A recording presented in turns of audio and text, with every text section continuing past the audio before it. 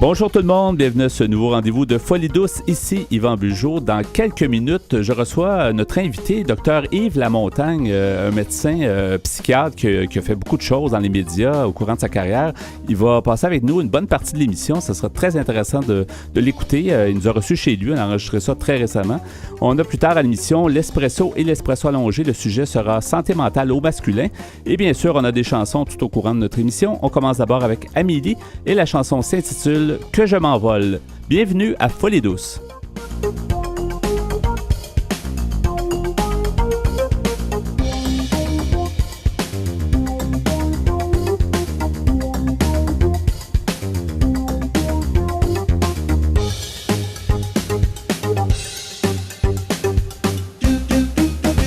Vous êtes branchés sur Folie douce. Soyez au courant des multiples thèmes de la santé émotionnelle. J'ai le plaisir d'être en compagnie de notre invité, Dr Yves Lamontagne. Bonjour, Dr Lamontagne. Oui, bonjour. Bienvenue à notre émission Folie douce et merci de nous recevoir. Merci à vous. C'est un spécial. On n'est pas en studio, mais on est vraiment bien reçu. Merci beaucoup de votre part. On voulait justement vous avoir parce que vous êtes quelqu'un qui a vécu pas mal de choses au Québec, pas mal de choses en rapport avec la santé mentale. Vous êtes psychiatre de formation. Vous avez fait votre liste votre CV est très impressionnant. Vous avez fait une vie vraiment bien remplie qui n'est pas finie, loin de là. Vous faites encore des conférences. Oui, des conférences, puis vous pouvez faire bénéficier les gens de votre expérience.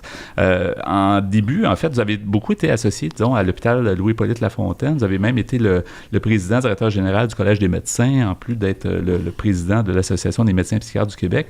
Et plusieurs organismes ont été fondés aussi avec votre initiative. Mais j'aimerais juste, comme peut-être ensemble, de définir ce que c'est la psychiatrie. Tu sais, des fois, on entend ça, la psychiatrie, mais c'est quoi en réalité la psychiatrie? C'est une vaste question, mais comment vous la voyez? Moi, je vous dirais que je vais placer autrement. Comment je suis venu à la psychiatrie? OK. Moi, apparemment, j'avais des dons pour faire de la chirurgie avec mes mains, mais je trouvais qu'une fois que tu as fait un appendicite, tu en as fait 1000, c'est la même affaire. Alors qu'en psychiatrie, chaque cas est différent et l'ensemble de la psychiatrie amène à aider, en tout cas, quelqu'un qui est curieux comme moi. Pourquoi je dis ça? Parce qu'en psychiatrie, idéalement, vous avez besoin de la sociologie, vous avez besoin de l'anthropologie, vous avez besoin de l'étude même chez les animaux, vous avez besoin même de la musicothérapie. Vous avez différentes façons d'intervenir avec un patient. Moi, je suis spécialiste en thérapie comportementale et cognitive. Donc, vous voyez, c'est complètement ouvert et ça amène, au fond, à essayer de développer des instruments qui vont jouer dans tous ces secteurs-là. Et c'est pour ça qu'au centre de recherche, entre autres, moi, j'avais prôné, j'appelais ça le biopsychosocial. Et je disais toujours à mes étudiants, le malade, il y a un côté biologique. Ça, c'est la pharmacologie. Il y a un côté psychologique. Donc, on a développé également des techniques psychologiques, exemple de relaxation, de thérapie comportementale. Puis, il y a des aspects sociaux. Et je leur disais tout le temps, vous avez beau traiter une madame qui fait une dépression profonde avec le meilleur des médicaments, avec la meilleure psychothérapie, mais vous l'envoyez vivre dans un ghetto où son mari là-bas une fois par semaine, vous allez la traiter longtemps. Donc, vous voyez, biopsychosocial. Et souvent, je le dis, c'est comme le traitement de la grippe. Hein?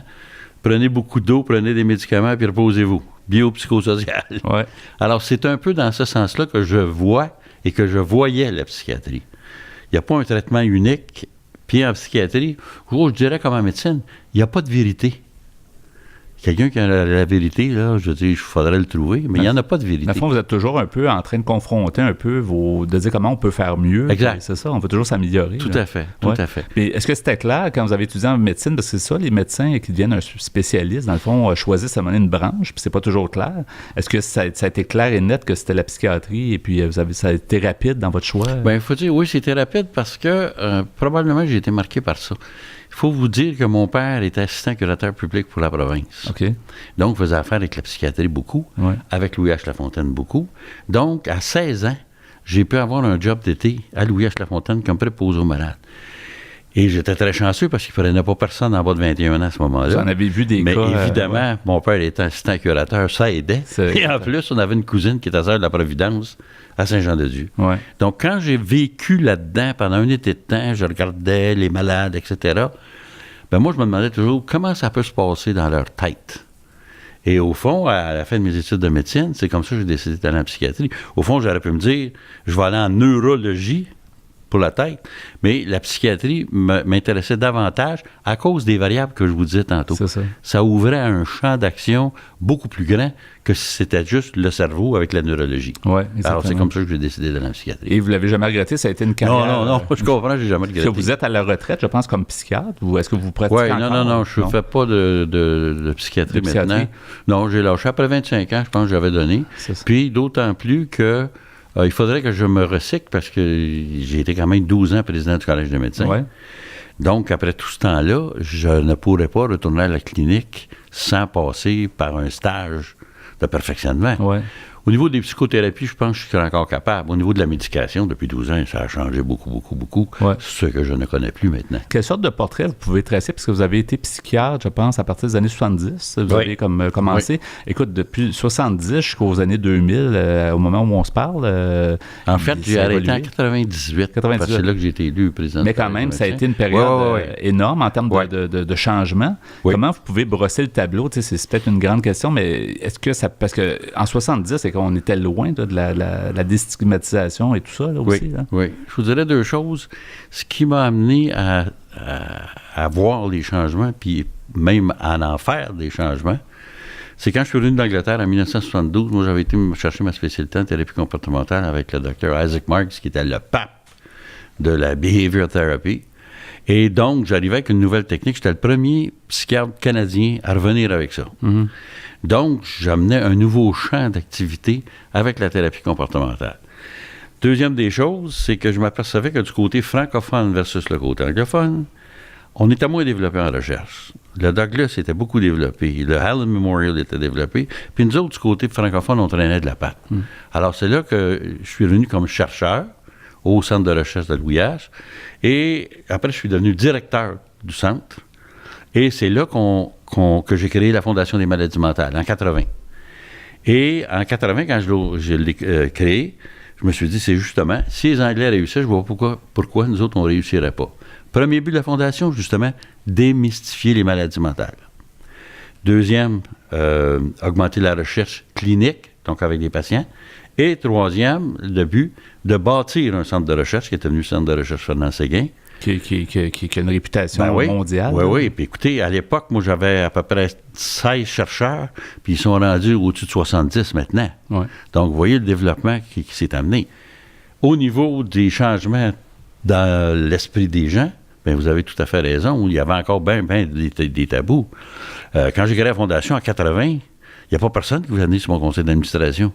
Il me disait tout, docteur Lamontagne, que j'ai personne dans ma famille qui a une maladie mentale, mais si je vois votre affaire, ils vont penser que j'ai une maladie mentale, puis c'est pas bon pour mon PR, mes relations publiques. C'était honteux, là, c'est ça. Ou je me retournais de bord, puis là, il y a quelqu'un que je savais, on m'avait dit que tel homme d'affaires. Alors moi, j'arrivais là, tu sais, en poussant pas. Et là, on me disait, bien, docteur Lamontagne, peut-être que vous ne savez pas, mais moi, j'ai quelqu'un dans ma famille qui a une maladie mentale, mais personne ne le sait, puis je n'irai pas non plus, parce que si ça se sait, ça ne sera pas bon pour mes relations publiques. C'est incroyable. Donc, vous voyez, j'ai commencé ça avec des chums, finalement, des amis. Ouais. Et avec deux gens du centre de recherche, mon adjoint administratif pour s'occuper de la gestion, puis Richard Boyer, sociologue. Donc, à nous trois, c'est là qu'on a créé la Fondation des maladies mentales.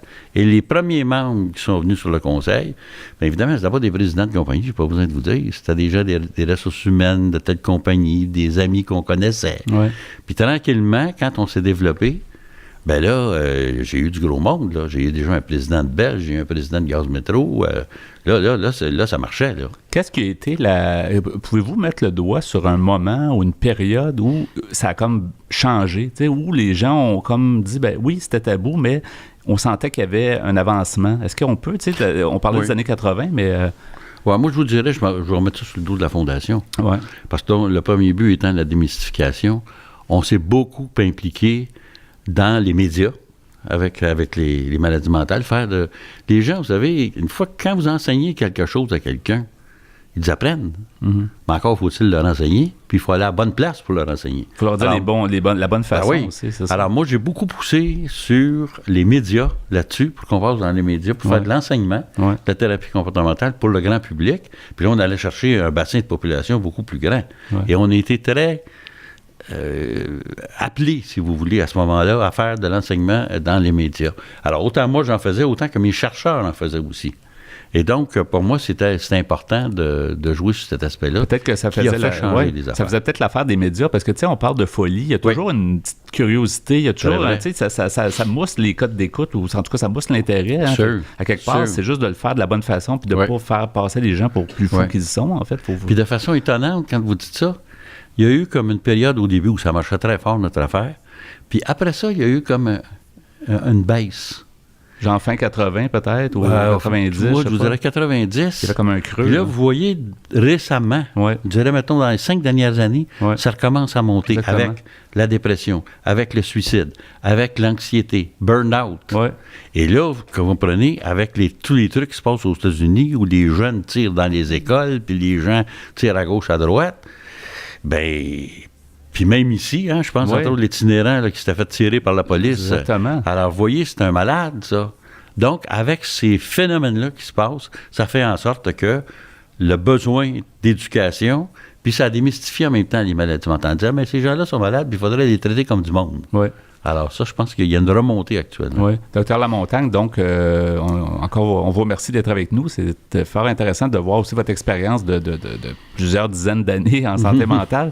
Un point sur justement l'avant, en fait, les relations entre le milieu communautaire, le monde médical, le gouvernement, ça a toujours été un peu à couteau tiré, surtout dans les années 80. On se disait, on a besoin il y a eu la désinstitutionnalisation, les gens qui sont allés dans la société, coupure de budget, pas nécessairement les ressources. Comment, comme psychiatre ou même comme président du Collège des médecins, comment vous voyiez ça à l'époque? Là, je pense que c'est un petit peu mieux. Je pense qu'on essaie de réparer, on essaie de donner un peu plus d'argent, de ressources pour les ressources communautaires, mais l'espèce d'affrontement qu'il y avait, le voyiez-vous comme ça? Oui. Écoutez, l'argent, le problème, c'est que l'argent n'a jamais suivi le malade. Alors, ça, on disait ça dans le temps. On a coupé des lits, on coupait, on a sorti des patients des hôpitaux, puis on les a laissés dans la rue. Alors, moi, j'ai toujours dit, c'est pas nécessairement, puis encore maintenant, dans le système de santé, c'est pas nécessairement une question d'argent, c'est une question d'organisation. Et ça nous manque d'avoir une organisation qui est solide. Avec les groupes communautaires, pendant un grand bout de temps, moi le premier, je vais vous avouer, parce que ça jouait des deux côtés, ça. Avec les associations de défense du malade, je pense que des fois, à l'époque, ils charriaient. Moi, je me suis déjà pris avec un représentant d'une association à la télévision où il y avait l'intervieweur, je donnais comme exemple un patient qui se promenait nu-pied à moins 20 en bas de zéro sur la rue Saint-Denis. Puis moi, je disais, ça n'a pas de bon sens, il faut le prendre puis l'amener à l'hôpital. Et que le gars de l'association, non, c'est la liberté. Ben moi, j'ai dit, écoute, c'est fini les deux jambes coupées, là, c'est bien beau la liberté, mais à un moment donné, quand c'est urgent, il y a quelque chose. Là, on s'accrochait. C'est ça, exactement, mais il y a eu beaucoup. Mais là, c'est mieux. C'est mieux, tu sais, je me souviens, moi, dans nos débuts à Folie Douce, c'était ça, les gars, c'était comme un peu l'hôpital ou les médecins ou le monde hospitalier contre le monde communautaire. En plein ça. Puis c'est pas correct, parce que ça aide pas la personne. Il faut travailler ensemble. Exactement. Ça s'est beaucoup amélioré avec la création, entre autres, des associations de parents et amis du malade mental. Oui. Ça, c'est une autre histoire, puis ça s'est beaucoup amélioré, la collaboration entre le milieu médical et ces associations-là. Ouais. C'est super intéressant. J'aimerais que vous restiez avec nous pour l'émission, parce que c'est vraiment... On va faire une deuxième partie. On a parlé un peu de votre carrière, tout ça. On va se tourner vers l'avenir. On va se tourner vers le présent et l'avenir dans la deuxième partie. Puis c'est fort intéressant de vous avoir avec nous, Dr Yves Lamontagne. Donc, ça fait plaisir. Demeurez des nôtres à Folie Douce. Nous apprécions toujours vos commentaires par téléphone. Composez le 514-990-9604 dans le 514-990-9604. Nous sommes maintenant rendus au bloc Espresso. Bonjour Pierre Laporte. Salut Yvan. Et bonjour Ghislain Malo. Bonjour. Ben alors aujourd'hui, Pierre, tu vas nous parler de santé mentale au masculin. C'est important, puis c'est presque un tabou, la santé mentale au masculin. Oui, mais en fait, on en a déjà parlé à l'émission. Oui, c'est un sujet qui est toujours d'actualité. Oui. Pourquoi les hommes hésitent-ils tant avant de demander de l'aide? Oui, c'est une clientèle qui est difficile à rejoindre. Peut-être, mais je pense que tu vas voir au fil de l'article, c'est les hommes qui ont de la difficulté à faire le premier pas, mais il y a aussi les intervenants qui ont de la difficulté à saisir le code du langage masculin. Et c'est peut-être un peu moins pire, je dirais, qu'il y a plusieurs années. Je pense que oui. Ça reste un tabou, mais peut-être c'est moins tabou que ça l'était. Oui, le temps fait son œuvre. Alors, c'est un article que j'ai trouvé sur Internet qui s'appelle Santé mentale au masculin, aider les hommes à s'aider. C'est d'après un article de M. Alexandre Vigneault, journaliste au journal La Presse, sur le site lapresse.ca. M. Vigneault nous dit « Oui, les hommes québécois ont changé. Ceux de moins de 35 ans en particulier parlent de leurs émotions et s'investissent dans la conciliation travail-famille. Sauf que quand les choses ne tournent pas rond, ils ne sont pas plus capables de demander de l'aide que leurs aînés. Que faire? Changer les hommes ou la manière de les aborder? » Mario, qui est dans la quarantaine, disait « J'étais en état de choc en repensant au moment où sa copine, enceinte de leur premier enfant, l'a quitté. » Carl aussi a des souvenirs douloureux d'une rupture amoureuse ancienne. Il nous dit « J'ai passé 2 ans à brailler et à regarder par la fenêtre. » raconte le jeune homme. Oui, c'est difficile pour les hommes, souvent pour beaucoup, la rupture amoureuse. Oui. Ben, personne n'est préparé quand que ton conjoint ou ta conjointe te quitte, mais je pense que pour eux, pour les hommes, des fois, ils pensent que leur mariage va durer éternellement. Oui, c'est vrai. Et quand il y a des enfants dans le portrait, on dirait que ça empire les choses. Alors, dans le cas de Carl, c'est quand sa nouvelle blonde l'a largué, il y avait environ 18 mois. Il n'a pas voulu répéter la même erreur. Il a cherché de l'aide. Carl a appelé au CLSC sans succès. Il nous dit, si tu vas au CLSC, il faut que tu sois vraiment au bord du suicide pour qu'ils te prennent. Et Mario, non, ça c'était Mario, mais Carl confirme en disant, on lui a demandé s'il était suicidaire au téléphone. Alors, il a dit non. Alors, il a été avisé qu'il y avait 4 mois d'attente. De l'aide, il en avait besoin tout de suite. Alors, il a appelé une ligne d'écoute. Peut-être telle aide. Il n'est plus certain. C'est ça qui est le problème, en fait. C'est ça. On nous avait déjà dit ça. C'était pas à l'article du suicide Oui. ou près de se suicider, il n'y a pas moyen d'avoir de l'aide à part peut-être des lignes d'écoute. C'est ça? Oui, mais malheureusement, les services sont beaucoup pour les gens en très grande difficulté. Pour les autres, que leur difficulté est moyenne, faut toujours t'attendre. C'est un peu le problème du Québec. Souvent, les gens avec des difficultés qui sont peut-être pas majeures, mais Passent un peu à côté du système. les leurs, c'est difficile pour eux. Oui. Alors, Carl continue en disant « J'ai braillé au téléphone et j'ai raconté mon histoire, mais au bout de 30 ou 45 minutes, je me suis fait dire que la consultation était finie. L'air encore stupéfait. J'ai trouvé ça ridicule. Peu après, il a rappelé au CLSC. On lui a encore demandé s'il était suicidaire. Il ne l'était pas plus que la fois d'avant, mais il a insisté. Il trouvait horrible de se faire rejeter comme ça. Il a dit déjà que c'est dur d'appeler, comme si c'était une évidence. Carl a raison. Pour bien des hommes, demander de l'aide ne va pas de soi. Les Québécois de sexe masculin veulent presque tous, soit à 85%, résoudre leurs problèmes seuls, a révélé une enquête dirigée par M. Gilles Tremblay, spécialiste de la condition masculine attaché à l'École de services sociaux de l'Université Laval. Et plus encore, près de 60% d'entre eux refusent de demander de l'aide, même s'ils savent qu'ils en ont besoin. Et sur ce plan, les jeunes hommes ne font d'ailleurs pas mieux que leurs aînés. Et notre ami Mario de tantôt nous dit il faut vraiment qu'il soit minuit moins 1 parce qu'au début, on pense que ça va se régler tout seul. On pense tout le temps que ça va passer. Est-ce que c'est Pierre, c'est la manière, est-ce qu'il parle dans l'article la manière qu'on écoute les hommes quand ils viennent demander de l'aide ou seulement leurs difficultés? Oui, ça c'est un bon point. Et tu vas voir que les intervenants aussi doivent s'ajuster.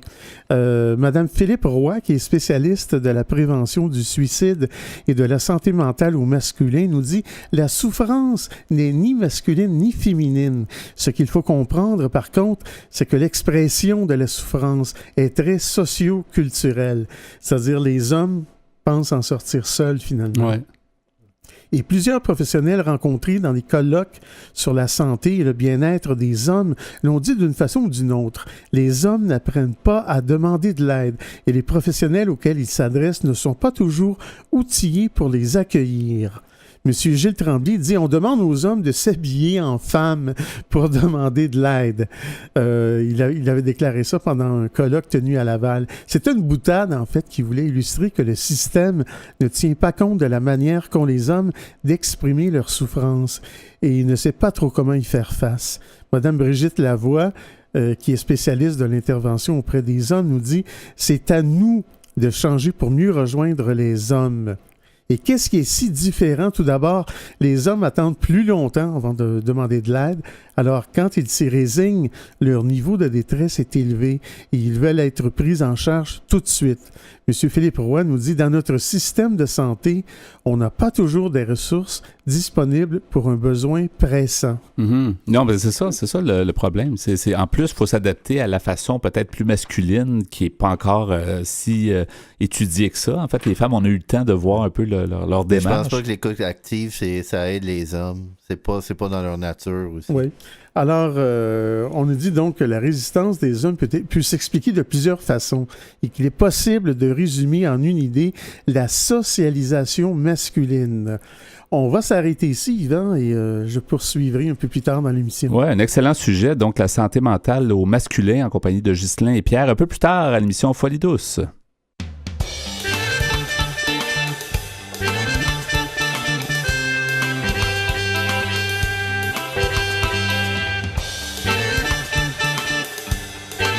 À venir dans l'émission Folie douce, vous entendrez la deuxième partie de l'entrevue avec notre invité, Dr Yves Lamontagne, qui échange avec nous son point de vue sur la santé mentale. À l'Espresso allongé, nous poursuivons sur la santé mentale au masculin. Vous entendrez aussi en chanson Aussi fort de Féfé et Soyons sauvages de Ariane Zita. Vous souhaitez réagir aux propos de l'émission, vous désirez participer à Folie douce, vous avez des idées pour nous, écrivez-nous par courriel à l'adresse folieDouce@antenne.qc.ca ou téléphonez-nous au 514-990-9604. Vous écoutez Folie douce, l'émission hebdomadaire qui démystifie les problématiques de santé mentale depuis plus de 25 ans. De retour au micro dans quelques instants.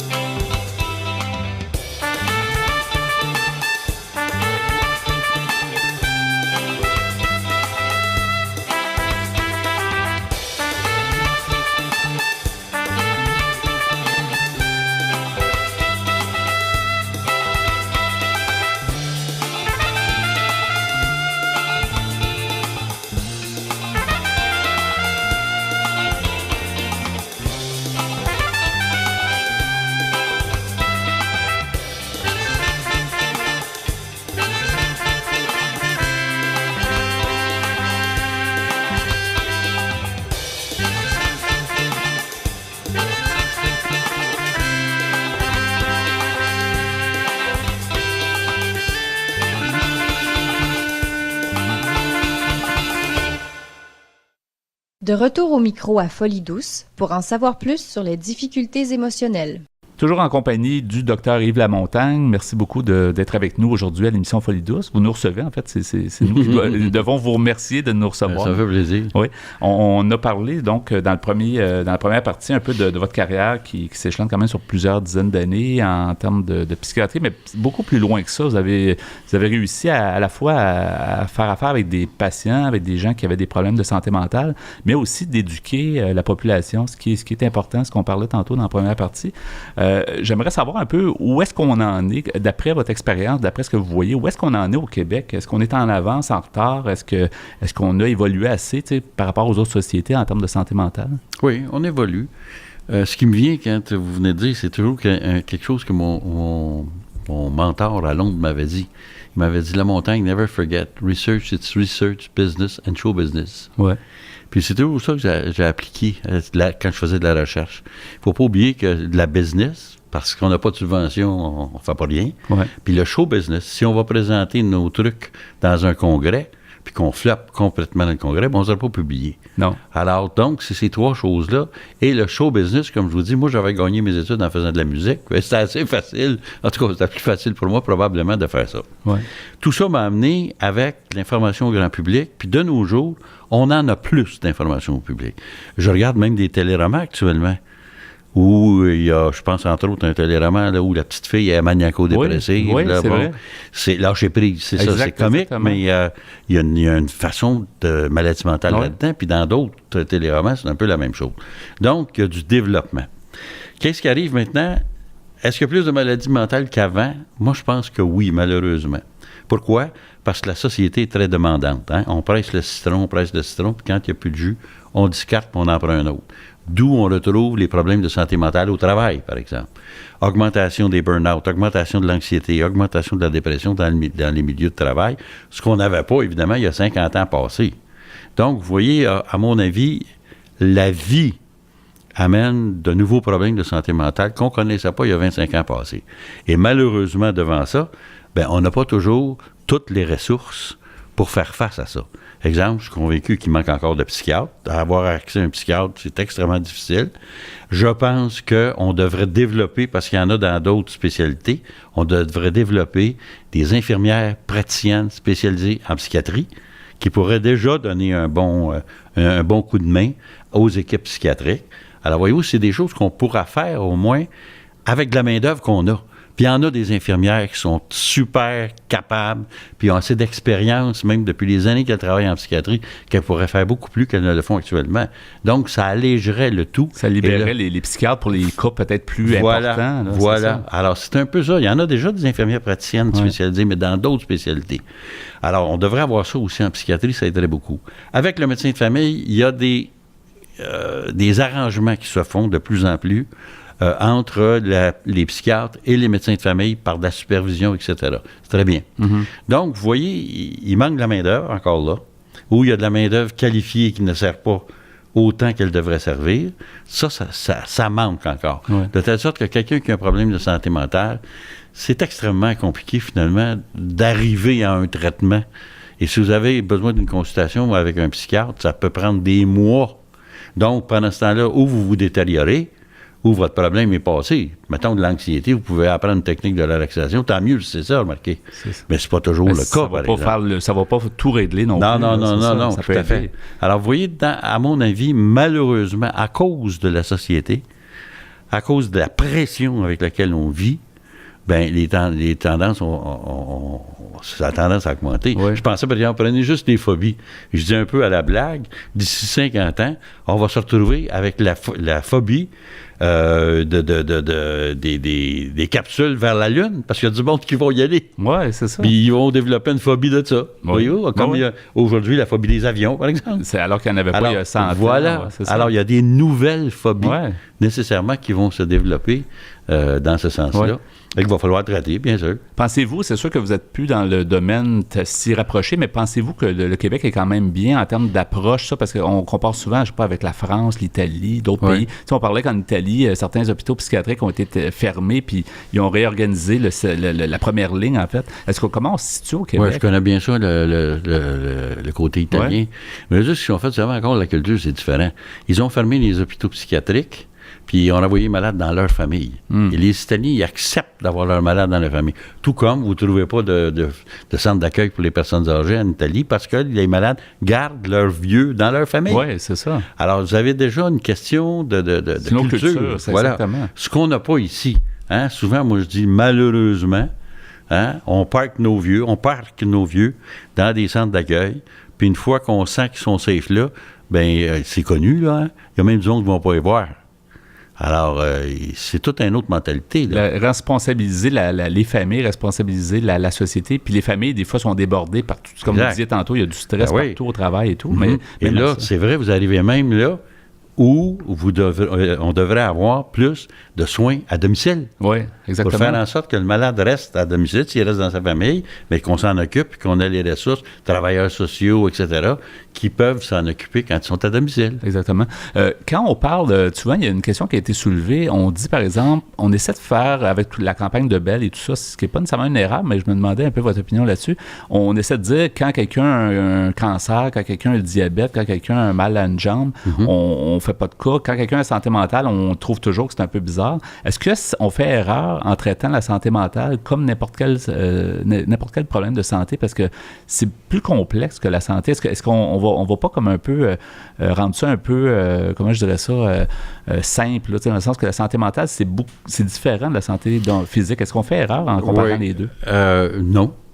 Je vous dirais que je ne parlerai pas contre Bell parce qu'ils ont été bien gentils avec la Fondation des maladies mentales. Non, absolument. Mais néanmoins, je pense que moi, j'ai toujours prôné que les maladies mentales, c'était la même chose que les maladies physiques. Parce que la journée qu'on comprend que c'est la même chose, bien, là, le tabou déjà s'éloigne. Hein? Puis on le sait de plus en plus. Puis j'ai toujours dit, ça a changé ça quand les scanners sont arrivés. Puis on passé des scanners à des schizophrènes. Puis on dit, ben regardons ça, le cerveau de ces gens-là, il n'est pas fait pareil comme les cerveaux des autres. Bien là, on arrêtait de dire que c'est un sort du bon Dieu, puis que c'était un tout croche. C'était inventé. Oui. Alors, vous voyez, ça a amené un peu vers la médecine physique. Ouais. Alors qu'avant, on était comme à côté, puis les fous, tu touches pas à ça. Alors moi, je crois au contraire que les maladies mentales, puis ça devient un peu comme ça, là, que ça soit vu vraiment comme une maladie physique. Et de plus en plus, vous allez voir que ça va devenir comme ça pour une raison bien simple. La pharmacologie se développant davantage, on va arriver à de meilleurs médicaments qui vont pouvoir traiter le malade plus vite. Et surtout, on le voit comparativement quand moi j'ai commencé à faire de la psychiatrie, beaucoup moins d'effets secondaires qu'on avait à l'époque. Mm-hmm. Et ça, c'est un plus, vraiment. Oui. Docteur Lamontagne, est-ce qu'on peut penser qu'un jour, les tabous seront complètement éliminés de la santé mentale? Un peu comme, il n'y a pas de tabou quand on parle de santé physique, à peu près pas. Donc, est-ce que ça va être éliminé un jour? Oui, je le souhaite.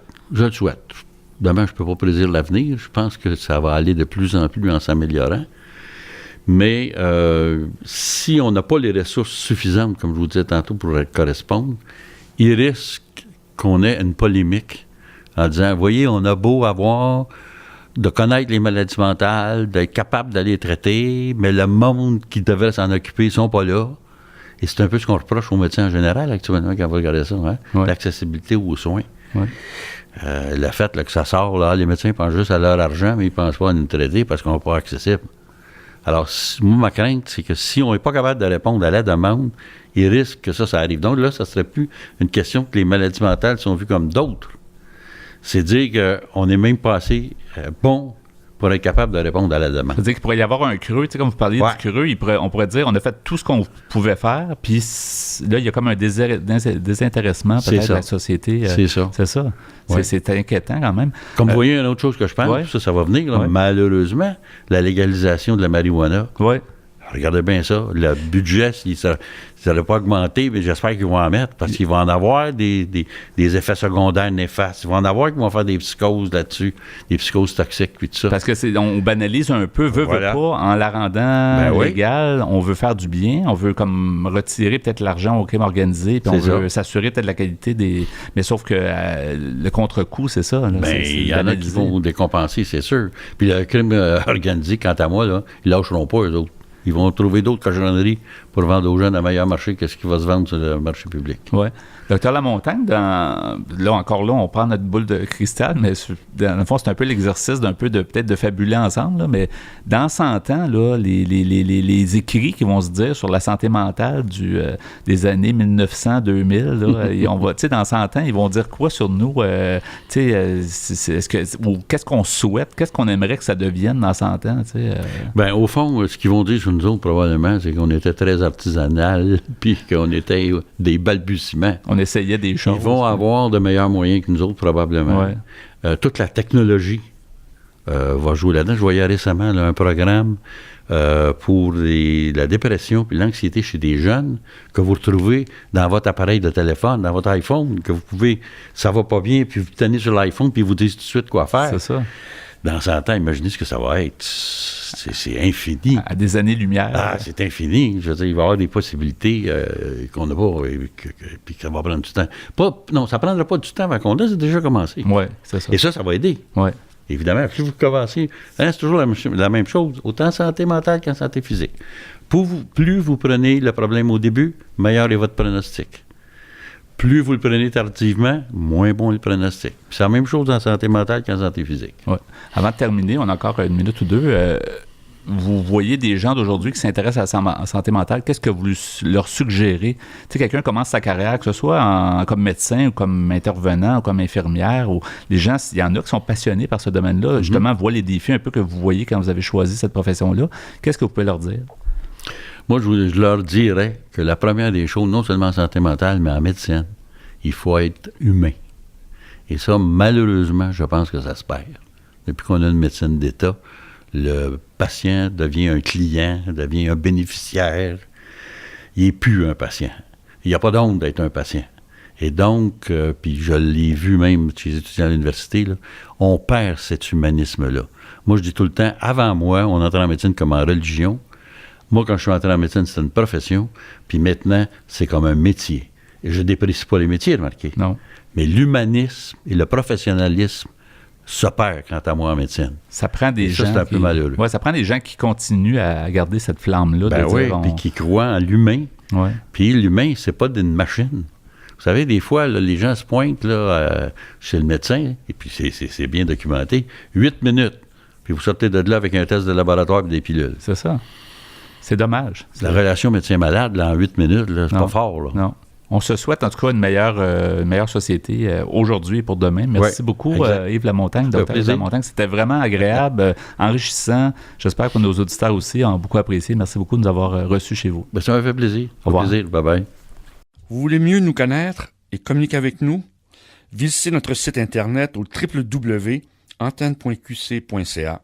antenne.qc.ca. Nous voici maintenant rendus au bloc Espresso allongé, donc la suite du sujet entamé plus tôt avec Pierre et Ghislain. Pierre, ton sujet, donc santé mentale au masculin. Exactement, d'après un article que j'ai vu sur Internet, sur le site de lapresse.ca, santé mentale au masculin, aider les hommes à s'aider, d'après un article de M. Alexandre Vigneault, qui est journaliste à La Presse.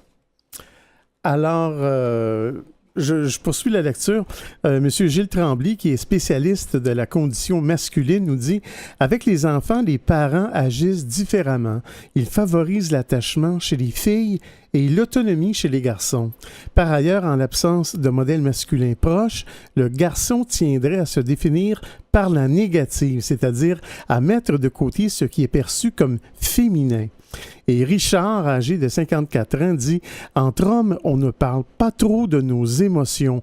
On va parler de la colère, des frustrations, mais le reste, on tient ça un petit peu loin. » Oui. On va en parler par la bande, on va parler de cinéma, d'auto, mais en quelque part, ça revient à nous-mêmes, mais le sujet parle de nos difficultés, mais c'est pas exactement au point. Il n'y a pas tard quand même. C'est quand même Mais tu vas voir qu'il y a des trucs à prendre. Monsieur Pierre Leroux, qui forme des professionnels à intervenir auprès des hommes, ajoute que la façon dont les hommes se soutiennent les uns les autres ne favorise pas l'expression de la souffrance. Il nous dit, on se dit l'un à l'autre que ça va passer, on se renforce dans le réflexe de ne pas consulter. Maintenant, on va arriver aux pistes de solutions et tu vas voir, Ghislain, que ça rejoint un peu ce que tu disais. Il faut tenir compte des réalités et réticences masculines pour intervenir de manière efficace auprès d'eux. Psychologues, universitaires et intervenants sociaux proposent des pistes pour mieux cerner et aider les hommes. Alors parler homme. Il faut apprendre le langage. Parlons hommes, messieurs. Oui, c'est pas difficile, c'est être plus précis, comme on dit, être plus précis, pas avoir un langage fleuri. Donc, pas tourner autour du pot, dire... Ben, tu vas voir qu'est-ce que dit Mme Brigitte Lavoie, qui est psychologue. Écoutons. Elle nous dit « Les techniques d'intervention ont été développées à partir de la recherche faite avec des femmes. Plutôt que de se faire parler d'émotions, les hommes seraient plus sensibles à des interventions qui parlent de reprendre le contrôle ou de se remettre sur la bonne track. Apprendre à parler homme, c'est aussi apprendre à les entendre, estime-t-elle. Alors qu'elle était stagiaire, elle a été dépêchée auprès d'hommes qui avaient vécu un accident minier. L'eux deux s'étaient exclamés, et je cite, « Excusez-moi, il avait dit... » Chris, qu'on va être content de voir nos femmes et nos enfants. Elle n'a pas tout de suite saisi l'importance de cette phrase. C'est son superviseur qui a fait remarquer que cet homme venait de dire qu'il avait eu peur de mourir et que ça lui avait fait réaliser à quel point sa femme et ses enfants comptent pour lui. Est-ce qu'on est capable d'entendre ce que les hommes disent dans leur langage? Se demande la psychologue Brigitte Lavoie. Il faut décoder un petit peu, c'est ça, c'est peut-être un petit peu plus complexe. Exactement, Il ne faut pas avoir peur de la rudesse du langage, je veux dire... Des fois, ça soulève quelque chose de... Oui. C'est peut-être pas toujours du bon français, mais la compréhension sera aux oreilles de la personne qui écoute. Alors, M. Vignoux poursuit en disant « De manière générale, la demande d'aide doit être faite par la personne elle-même. Mais un nombre grandissant de ressources acceptent toutefois qu'une tierce personne appelle à la place de l'homme. » Brigitte Lavoie est convaincue que si cette pratique se répandait, plus d'hommes profiteraient des services de soutien. Elle dit, je le fais depuis des années, 100% des hommes dont le rendez-vous a été pris par une tierce personne se présentent et ils ne sont pas moins engagés dans la thérapie. M. Pierre Lheureux dit faire preuve de souplesse, c'est aussi adapter son rythme à celui de l'homme. M. Lheureux a déjà envoyé des gars qui ne buvaient pas significativement. Ou ils boivent pas trop. À une réunion des alcooliques anonymes, entendre un homme raconter ses difficultés, quelles qu'elles soient, aide à faire tomber des barrières chez les autres. Les témoignages aident à faire face à son sentiment d'échec, nous dit-il. Vivre ce genre d'expérience ferait diminuer la honte ressentie par l'homme en détresse et l'inciterait à s'engager dans une démarche approfondie. Richard, qui fréquente Pères séparés, un organisme sur lequel je reviendrai tantôt, depuis des années est d'accord. Les groupes de soutien à Pères séparés m'ont permis de voir que je n'étais pas seul à vivre ça. Ça fait une grosse différence. Finalement, le bon contexte. Avec les hommes, il vaut mieux prendre les émotions à revers. On part des faits pour aller vers les émotions. Avec un gars traditionnel, on ne commence pas en lui demandant « Comment tu te sens ?» nous dit Philippe Roy. On commence par les faits et la personne est en territoire sécuritaire pour s'ouvrir. Il est faux de dire que les hommes ne parlent pas. Tous les hommes parlent. Il s'agit de savoir dans quel contexte ils se sentent à l'aise pour le faire. Mireille Morin, qui est intervenante auprès des jeunes hommes à l'Auberge du Cœur, Le Tournant, a d'ailleurs raconté dans un colloque qu'elle a bien plus de chances de percer la coquille d'un jeune homme en faisant une corvée de peinture à ses côtés que lors d'une discussion face à face dans un bureau fermé. Ça, c'est très intéressant, ça. La façon de le faire, c'est vraiment bien. Oui, puis il ne faut pas non plus, je pense, les hommes, trop les minoucher. Moi, je suis pas sûr que ça m'énerverait. Il faut s'adapter au style, comme tu dis, Pierre. Oui. Et en terminant, je vais donner des ressources, je vais donner des numéros à composer pour recevoir de l'aide. Oui, parce qu'on parlait que c'était difficile de... Oui, effectivement. Il y a toujours Telle aide, en fait, qui est pour tout le monde. C'est du soutien téléphonique. C'est dans le 514 au 935 1101. Mais pour les hommes, il y a Pères séparés qui offre un soutien juridique et des groupes de discussion. C'est dans le 514 aussi. C'est le 254 61 20. Il y a aussi service d'aide aux conjoints. C'est un service d'aide, d'information et de soutien pour hommes en difficulté conjugale. C'est dans le 514 au 384 62 96. Il y a aussi Entraide pour hommes dans le 450 672 64 61. Il y a Réseau Hommes Québec, un groupe de soutien entre hommes dans la région de Montréal, au 514-276-4545. Et finalement, il y a le Centre de crise du Québec, un soutien téléphonique au 1-866-277-3553. Tous les liens, toutes les informations sont sur notre site web, antenne.qc.ca. Donc, lien mentionné, vous allez pouvoir trouver ça. Merci beaucoup, Pierre. Merci, Ghislain, pour ce sujet. Santé mentale au masculin à Folie Douce. Vous aimeriez réentendre nos émissions, entrevues et chroniques via YouTube? Pas de problème. Pour y accéder, visitez notre site web antenne.qc.ca. antenne.qc.ca. Bien, comme ça, en conclusion, quelques mots à Ghislain Malo et Pierre Laporte ici présent. On va y aller avec la nomenclature des chansons. Ghislain, comme à notre habitude à chaque émission. On a écouté en début d'émission Que je m'envole de Amélie. On a pu entendre la chanson Family Situation de DJ Champion. Dans la deuxième demi, on a pu écouter Aussi fort de Féfé. Et à l'instant, Soyons sauvages d'Ariane Zita. Ben voilà, merci beaucoup pour votre choix musical à toi et à Pierre. Merci Pierre pour la mise en onde. Bienvenue. Merci également pour tes blocs espresso et allongés où tu nous as parlé de santé mentale au masculin. C'est fort intéressant, il faut s'y intéresser.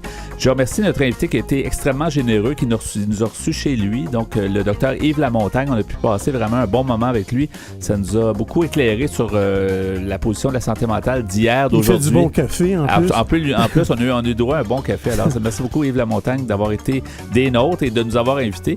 C'est Yvan Bugeaud à l'animation. Passez une belle semaine et à la prochaine Folie douce. Au revoir.